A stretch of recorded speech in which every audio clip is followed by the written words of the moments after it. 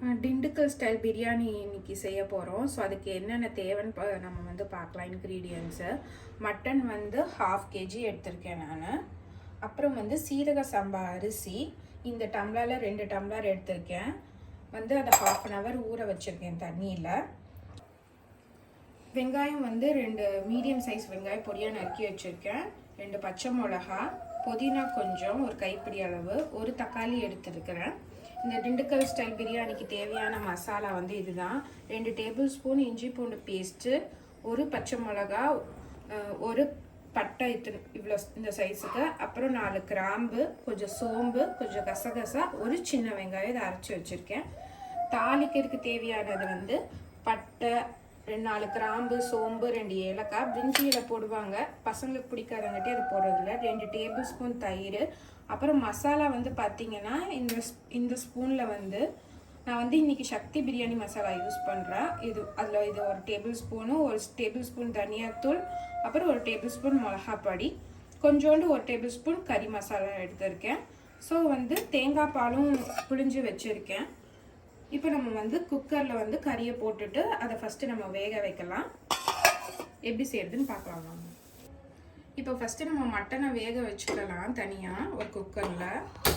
நான் வந்து கொஞ்சம் இஞ்சி பூண்டு பேஸ்ட்டும் கொஞ்சம் தண்ணியும் ஊற்றிருக்கேன். நான் கொஞ்சம் அந்த அரைச்ச இதெல்லாம் இருந்தது, அதை சேர்த்ததை கொஞ்சம் தண்ணி ஊற்றி அதை ஊற்றிருக்கேன். மீதி இருந்ததை இஞ்சி பூண்டு பேஸ்ட்டு கொஞ்சம் போட்டிருக்கேன். இப்போ நம்ம அதில் மட்டனை போட்டு வேக வச்சிடலாம். நான் 1/2 kg மட்டன் எடுத்திருக்கேன். ஸோ இதை போட்டு ஒரு 4 விசில் விட்டு நம்ம எடுத்துக்கலாம். தண்ணி வந்து கொஞ்சமாக ஊற்றிக்கலாம், ஏன்னா வந்து மட்டன்லேயே கொஞ்சம் தண்ணி விடும் நம்மளுக்கு. தண்ணி விட்டுட்டு கொஞ்சம் உப்பு போட்டுக்கலாம் நம்ம, அதில் உப்பு பிடிக்கிறதுக்காக. நான் வந்து இப்போ வந்து ஒரு 1/2 teaspoon சால்ட் போடுறேன். 4 விசில் இப்போ நம்ம போட்டு வேக வச்சு எடுத்துக்கலாம். நான் வந்து 2 டேபிள் ஸ்பூன் நெய்யும் 4 டேபிள் ஸ்பூன் எண்ணெயும் ஊற்றிருக்கேன். நெய் வந்து காய்ச்சின நெய், அதனால் வந்து உங்களுக்கு அது கருப்பாக தெரிகிற மாதிரி இருக்குது. பட் வந்து வீட்டில் காய்ச்சின நெய் அது. இப்போ வந்து நம்ம தாளிக்கிற பொருள்லாம் போட்டுக்கலாம். நல்லா வந்து அது கொஞ்ச நேரம் நல்லா இதாகட்டும், பொரியட்டும். பொரிஞ்ச அப்புறம் ஃபஸ்ட்டு வந்து பச்சை மிளகா தான் போடணும் எண்ணெயில். அப்போ தான் வந்து அந்த எண்ணெயில் வந்து நல்லா பச்சை மிளகா ஃப்ளேவர் வந்து ஏறும், பிரியாணியும் நல்லா டேஸ்ட்டாக வரும். ஸோ வந்து ஃபஸ்ட்டு நம்ம வந்து போட வேண்டியது பார்த்திங்கன்னா பச்சை மிளகா தான். நம்ம போட்டுக்கலாம் பச்சை மிளகாயை. அதுக்கு நல்லா ஃப்ளேவர் வந்து நல்லா அதில் ஏறிட்டோம் அந்த எண்ணெயில்.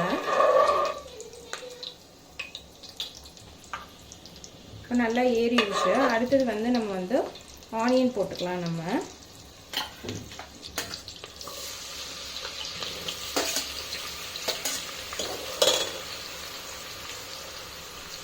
ஆனியன் போட்டோம். ஆனியன் வந்து நல்லா ரொம்ப ப்ரௌன் ஆகக்கூடாது, ஆனால் நல்லா வதங்கணும். நல்லா வதங்கின அப்புறம் தான் நம்ம மீதி இதெல்லாம் போடணும். இப்போ பார்த்தீங்கன்னா நல்லா ஃப்ரை ஆயிடுச்சு. பார்த்தாலே உங்களுக்கு தெரியும், நல்லா இந்த அளவுக்கு ஃப்ரை ஆகணும், தீஞ்சு போகக்கூடாது. ஆனால் இப்போ நம்ம வந்து அந்த மசாலா அரைச்சி வச்சுருக்க மசாலாவை போட்டு நல்லா எண்ணெயில் நல்லா ஃப்ரை பண்ணணும். கொஞ்சம் கூட பச்சை வாடையே இருக்கக்கூடாது, அந்த அளவுக்கு நம்ம வந்து ஃப்ரை பண்ணணும். போகிறப்போ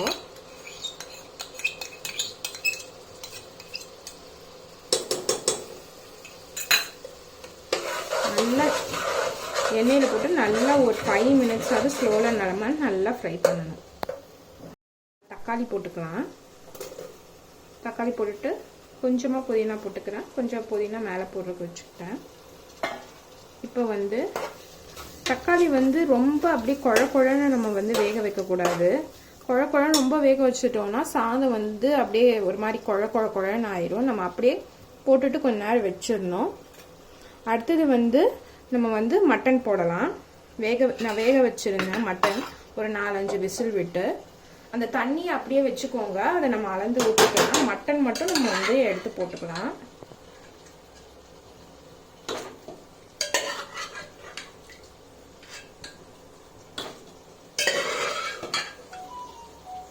வேக வச்ச மட்டனை இப்போ நம்ம போட்டுக்கிட்டாச்சு. இது ஏன் வந்து இப்போ போடுறோன்னா அப்போ தான் மட்டனில் வந்து நல்லா மசாலாலாம் வந்து நல்லா பிடிக்கும். இப்போ மசாலா போடுவோம் நம்ம அடுத்தது. இப்போ நம்ம வந்து மசாலா போட்டுக்கலாம். மசாலா ஃபுல்லாக போட்டுடலாம். அப்புறம் வந்து 2 டேபிள் ஸ்பூன் தயிர் போட்டுக்கலாம். நான் தக்காளி வந்து ரொம்ப கம்மியாக தான் போட்டிருக்கேன், ஏன்னா சொதன்னு அந்த மாதிரி ஆயிடும்னு. ஸோ வந்து 2 டேபிள் ஸ்பூன் தயிர், கெட்டி தயிர் போட்டுக்கிறேன். இப்போ இதெல்லாம் நல்லா எல்லாத்தையும் கலக்கி விட்டுறலாம். ஒரு 5 மினிட்ஸ் அப்படியே அதில் மசாலா நல்லா பிடிக்கிற அளவுக்கு 5 மினிட்ஸ் அப்படியே ஸ்லோலியே இருக்கட்டும். இப்போ பார்த்தீங்கன்னா நல்லா வந்து இது நல்லா வந்து கொஞ்சம் நேரம் 5 மினிட்ஸ் அப்படியே விட்டு இருக்கு. நல்லா மசாலாலாம் எல்லாம் பிடிச்சிருக்கு. தக்காளி பாருங்கள் அப்படியே இருக்குது. ரொம்ப மசியக்கூடாது, இப்படி தான் இருக்கணும். இல்லைன்னா சாதம் வந்து நம்ம மாதிரி சீரக சம்பா அரிசியில் பண்ணனால அது சொதன்னு போயிடும். இப்போ வந்து நம்ம தண்ணி அளவிட்டு ஊற்றிக்கலாம். அந்த வேக வச்ச தண்ணி இருக்குது, மட்டன் வேக வச்ச தண்ணி, அது வந்து எந்த டம்ளரில் அரிசி எடுக்கணும்னா அந்த டம்ளரில் 3 டம்ளர் தண்ணி ஊற்றிக்க போகிறேன். ஸோ தேங்காய் பாலும் இருக்கிறதுனால அதையும் கரெக்டாக இப்போ இதை வேக வச்ச தண்ணி 1 டம்ளர் ஊற்றிக்கிட்டேன். இப்போ வந்து தேங்காய் பால் ஊற்ற போகிறேன். நான் தேங்காய் பால் 1 டம்ளர் ஊற்றிருக்கேன். இன்னொரு டம்ளர் தேங்காய் பால் ஊற்றிக்கிறேன். மொத்தம் 3 டம்ளர் ஊற்றிருக்கேன். நான் வந்து எடுத்த அரிசி பார்த்தீங்கன்னா இதில் வந்து 2 டம்ளர் அரிசி எடுத்திருக்கேன். ஸோ 1 டம்ளருக்கு வந்து நம்ம 1.5 டம்ளர் தண்ணி ஊற்றணும், அதுதான் கணக்கு. வந்து நம்ம உப்பு போட்டுக்கலாம். ஏற்கனவே நம்ம வந்து கறியில் உப்பு போட்டுருந்தோம். இப்போ வந்து பார்த்து அதுக்கு ஏற்றவாறு உப்பு போட்டுக்கோங்க. இப்போ இது வந்து கொஞ்ச நேரம் கொதிக்கட்டும். அதுக்குள்ள நம்ம வந்து அரிசியை கழுவி இந்த மாதிரி தண்ணியே இல்லாமல் வந்து நம்ம வந்து ஸ்ட்ரெயினரில் வந்து நல்லா எடுத்துக்கணும். உள்ளி கூட தண்ணி இருக்கக்கூடாது, ஏன்னா இதில் இருக்க தண்ணி மடி இதாக இருந்ததுன்னா அது வந்து குழன்னு ஆயிரும். அதனால் இது வந்து பார்த்து செய்யணும். நல்லா ஸ்ட்ரெயினரில் போட்டு இப்படி நல்லா வடிகட்டி வச்சுக்கோங்க, எந்த தண்ணியும் இல்லாமல். இப்போ இது நல்லா கொதிக்குது. இப்போ கொதிக்கும் போது நம்ம அரிசியை போட்டுக்கலாம்.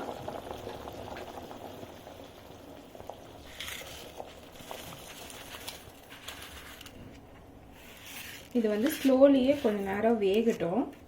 வெந்த அப்புறமா நம்ம மூடி போட்டு விசில் போடலாம். அதாவது அரை பதம் வெந்திருக்கணும் அரிசி. அதுக்கப்புறம் தான் நம்ம விசிலே போடணும், இப்பயே போட்டுருக்க கூடாது. நம்ம வந்து 1 விசில் தான் விட போகிறோம். ஸோ வந்து போட்டுட்டு அழுங்காமல் கிளறி விடுங்க. ரொம்ப போட்டு கிண்டுன்னு கிண்ட வேண்டாம் கரண்டியில்.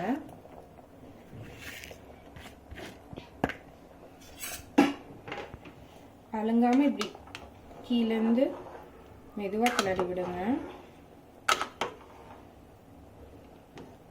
இது வந்து ஸ்லோலியே வந்து கொஞ்ச நேரம் கொதிக்கிட்டோம்.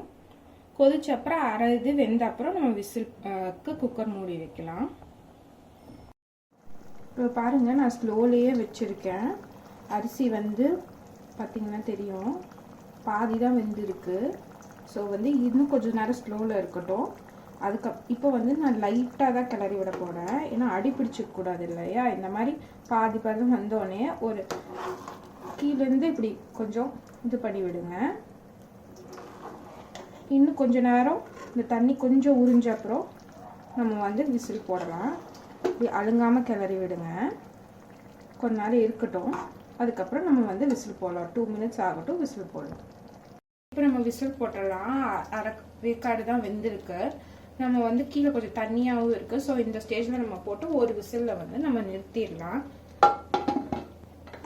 பார்த்து கீழே அடி பிடிக்காம பார்த்துக்கோங்க. நம்ம இப்போ விசில் போட்டுடலாம். 1 விசில் வந்தோடனே நம்ம நிறுத்திடலாம்.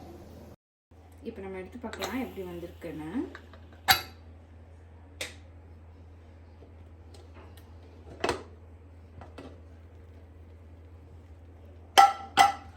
சூப்பராக வந்திருக்கு பாருங்க.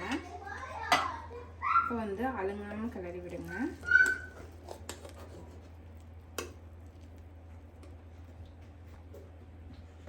இப்போ வந்து மேலே வந்து நம்ம கொஞ்சம் புதினா தழையும் நெய்யும் போட்டு நம்ம வந்து கிளறிக்கலாம். எப்படி உதிரியாக இருக்குது பாருங்கள். நம்ம நெய் ஊற்றி கிளறிக்கலாம் கொஞ்சம்.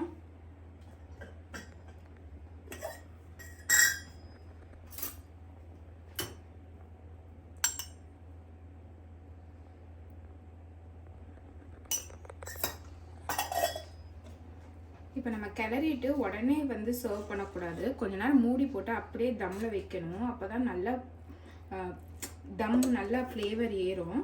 ஸோ இப்போ நம்ம வந்து நல்லா கிளறிட்டோம். நம்ம வந்து இப்போ க்ளோஸ் பண்ணி ஒரு 5 மினிட்ஸ் கழிச்சு சர்விங் பிளேட்டில் நான் வந்து காமிக்கிறேன் உங்களுக்கு. நம்ம விசில் அடங்கி விசில் எடுத்துட்டு நம்ம கிளறி விட்டு நெய் விட்டு புதினா போட்டு கிளறி விட்டுருக்கோம். கொஞ்ச நேரம் தம்மில் அப்படியே 10 மினிட்ஸ் நான் வச்சுருந்தேன். இப்போ வந்து ஓப்பன் பண்ணி பார்க்கலாம் எப்படி இருக்குன்னு. பாருங்கள், அவ்வளோ உதிரி உதிரியாக இருக்குது. சீரக சம்பா அரிசியில் பண்ணது கடையில் பண்ணுற மாதிரியே அந்த கலரு டெக்ஸ்டரு எல்லாமே வந்திருக்கு. சுட சுட biryani ready. Dindigul style mutton biryani சீரக சம்பாவில் பண்ணது. அந்த கலர் டெக்ஸ்டர் எல்லாமே சூப்பராக வந்திருக்கு. இங்கே பாருங்கள் எவ்வளோ உதிரி உதிரியாக வந்திருக்கு, ஒன்றோட ஒன்றும் ஒட்டாமல். சீரக சம்பாவில் பண்ணி டேஸ்ட் பண்ணி பாருங்கள். உங்கள் வீட்டில் சூப்பராக இருக்கும். தயிர் பச்சடியோடு சாப்பிட்டிங்கன்னா ரொம்ப டேஸ்ட்டாக இருக்கும். அடுத்த வீடியோவில் இன்னும் புது ரெசிபியோடு உங்களை பார்க்குறேன்.